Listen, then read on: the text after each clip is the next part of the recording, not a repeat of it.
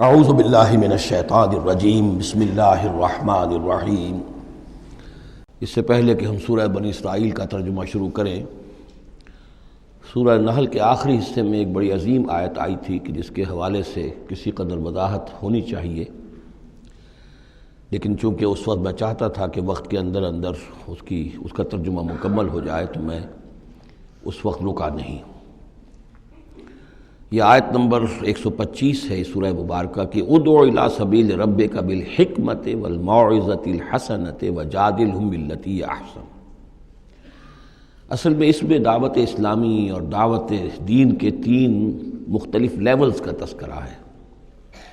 عام طور پر اس کو ایک ہی چیز سمجھ کر لوگوں نے ترجمہ بھی کیا ہے، وضاحت بھی کی ہے، لیکن دقت نظر سے جائزہ لیا جائے تو چونکہ انسانوں میں مختلف قسم کے انسان ہیں تو دعوت و تبلیغ کے بھی اسی اعتبار سے مختلف گوشے کہہ لیجئے، مختلف لیولز کہہ لیجئے۔ مثلا یہ کہ انسانوں میں ایک چھوٹی بڑی ہی مائنورٹی ہوتی ہے جن کو ہم انٹیلیجنسیا کہتے ہیں۔ یہ وہ لوگ ہیں کہ جو عقل سے کام لیتے ہیں، کسی بات کو قبول کرتے ہیں تو پہلے عقل سے سمجھتے ہیں تب قبول کرتے ہیں، جذبات سے نہیں۔ اور یہ کہ کسی شے کو رد کرتے ہیں تو دلیل سے کرتے ہیں، اگر قبول کرتے ہیں تو دلیل سے، رد کرتے ہیں تو دلیل سے۔ یہ انٹلیکچوئل مائنورٹی آپ اسے کہیں یا انٹیلیجنسیا کہیں، یا یہ کہ اس کے لیے برین ٹرسٹ بھی ایک لفظ ہے کہ ہر معاشرے کے اندر اس طرح کے لوگ ہوتے ہیں، اور یہ ہوتے بہت کم ہیں تعداد میں، لیکن ڈیسائسو ہوتے ہیں۔ اس معاشرے کا جو بحیثیت مجموعی رخ ہے وہ یہ معین کرتے ہیں۔ عوام کی حیثیت جو ہے وہ ایسے ہے جیسے ایک انسان کے جسم میں ہاتھ پاؤں ہیں، اعضاء و جوارے ہیں، لیکن جو حیثیت ایک انسان کے جسم میں دماغ کی ہے وہ اس برین ٹرسٹ کی ہوتی ہے، انٹیلیجنسیا کی۔ یہ طبقہ جو ہے اس کو دعوت جو دی جائے تو ظاہر بات ہے کہ وہ واعظ سے نہیں، جذباتی نہیں، بالحکمہ، پختہ باتیں، عقلی دلائل، محکم باتیں، وہ حکمت جس کے بارے میں فرمایا گیا وَمَن یُؤْتَ الْحِکْمَةَ فَقَدْ أُوتِیَ خَیْرًا کَثِیرًا، سورہ بقرہ میں ہم پڑھائے ہیں۔ اور وہ حکمت کے جو 3 جگہ پر حضور صلی اللہ علیہ وسلم کی جو تعلیم و تربیت ہے اس کے مراحل میں سب سے اونچا مرحلہ بیان ہوا ہے، یتلو علیہم آیاتہ ویزکیہم ویعلمہم الکتاب والحکمہ۔ یہ حکمت جو ہے گہری باتیں، دانائی کی باتیں، عقل کی باتیں، مسلمہ اصول، ان کے حوالے سے یہ سمجھنا کہ کس شے کی اہمیت زیادہ ہے، کس شے کی اہمیت کم ہے، کیا چیز پرائمری امپورٹنس کی ہے، کیا سیکنڈری ہے۔ ان چیزوں کو جاننے والے لوگ جو ہیں، جو اصول پہچان لیتے ہیں، پھر اصولوں کو منطبق کرنا جانتے ہیں، تو ان کے لیے دعوت جو ہے وہ بھی بہرحال اسی سطح کی ہونی چاہیے کہ وہ دعوت جو ہے دلائل پر، براہین پر۔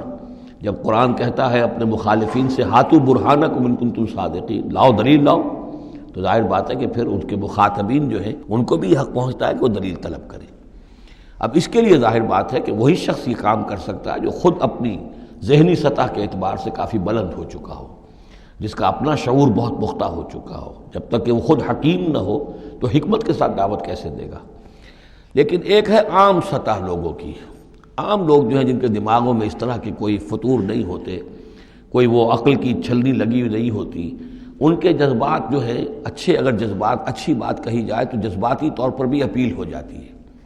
یوں سمجھیے کہ دل جو ہے ان کے کھلے ہیں، کھلی کتاب کے مانند ہیں، آپ جو چاہیں لکھ دیجئے، جیسے کھلی صاف سلیٹ ہے، اس پر آپ نے جو چاہا لکھ دیا۔ ایسے لوگوں کے لیے یہ ہے کہ موعظۃ الحسنہ، ایک بات جو ہے اچھی بات ہو، خلوص سے ساتھ کہی جائے، وہ شخص یہ محسوس کرے کہ جو بات یہ کہہ رہا ہے مجھ پر دھونس نہیں جمانا چاہتا، اپنے علم کا روب نہیں ڈالنا چاہتا، بلکہ یہ در حقیقت میری خیر خواہی کی وجہ سے، مجھ سے نفرت نہیں کرتا، میری تحقیر نہیں کر رہا ہے، جو یہ مجھ سے کہہ رہا ہے وہ خلوص سے کہہ رہا ہے۔ از دل خیزت بر دل ریزت، دل سے بات نکلے گی اور دل پہ جا اترے گی۔ یہ ہے موعظہ حسنہ۔ عوام الناس کے لیے دعوت جو ہے وہ اس لیول کے اوپر ہوتی ہے۔ وہ زیادہ عقلی اور منطقی اور بحثیں اور ان کے سامنے فلسفے کی جو ہے وہ کتابیں کھول کر آدمی بیٹھ جائے تو یہ گویا کہ ان پر ظلم ہے، یہ ان کے لیے تکلیف مالا یطاق ہے۔ تو سب سے اوپر کا لیول ہے ادعو الی سبیل ربک بالحکمہ، پھر ہے والموعظۃ الحسنہ عوام کے لیے۔ نمبر 3 وہ ہوتے ہیں کچھ لوگ معاشرے کے اندر کہ جو لوگوں کو گمراہ کرنے پر تلے ہوتے ہیں۔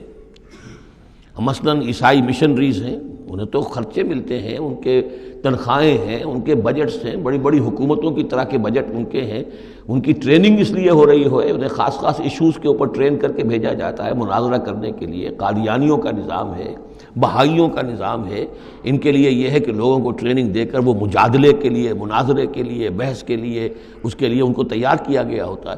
یہ بات مان کر دینے والے نہیں ہوتے۔ آپ خلوص کے ساتھ ان سے بات کریں گے تو وہ در حقیقت وہ تو یوں سمجھیے کہ ادھار کھائے بیٹھے ہوتے ہیں اس پر کہ انہوں نے بات نہیں ماننی، بلکہ یہ کہ لوگوں کو گمراہ کرنا۔ ان کے ساتھ جدال کرنا پڑتا ہے، جو جھگڑنا بھی پڑتا ہے، بحث بھی کرنی پڑے گی۔